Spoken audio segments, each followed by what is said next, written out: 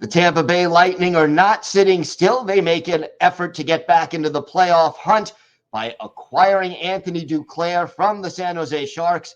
Adam Denker of Locked On Lightning joins us to discuss that and all things Lightning next on Locked On's 2024 NHL Trade Deadline Special.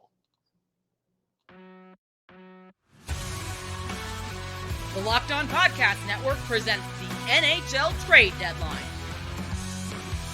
Gil Martin from Locked On NHL here. The Tampa Bay Lightning have acquired Anthony Duclair from the San Jose Sharks.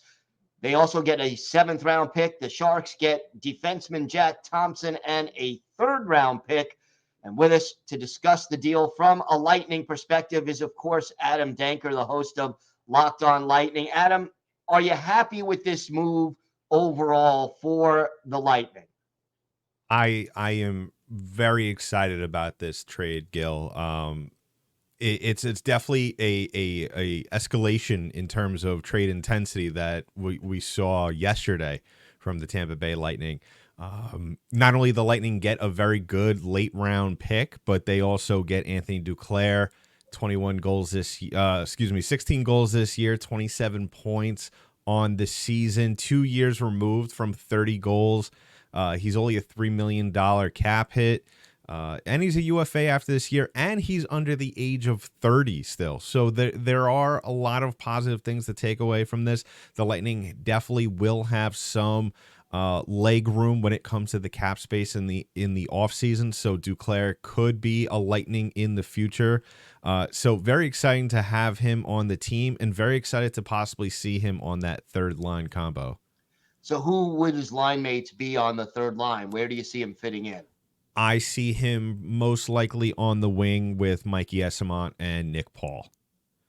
I think that his years of experience in the league, that provides, and as well as his affinity for scoring, provides some sort of cushion for Nick Paul, who it kind of seems though this entire year has kind of really been the 1-2 punch on that third line. Mikey Eyssimont, who's still very much early on in his NHL development, is going to get not only a teammate that could really score out there and kind of give him some chances to score as well, but also a mentor and a guy who really has been around the league. I think this is maybe his 6th team in his NHL career. So I think it's a good foundation.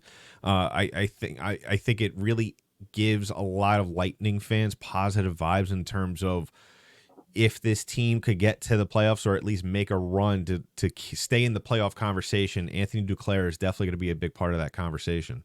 Do you see him getting some power play time as well? Absolutely. I think, like I said, with his veteran experience, he's been literally around the league. He's played on some good teams. He's played on some very good teams and some very bad teams. So he's seen and done it all. He's probably, I mean, in the time that I've seen him play, he's played a bunch of different roles in this league. So being on the power play, especially with, even though the Lightning are the top power play team in the league, they still struggle from time to time like everybody else. And being able to get that guy who could really score from anywhere on the ice, Duclair definitely adds a lot of dimensions to this Lightning power play. Do you think the Lightning are done, or are there other possible deals out there for this team before the deadline Friday afternoon? I would have said before the Duclair trade that they were done, but obviously they are not. They still have some cap space to play with from now until tomorrow.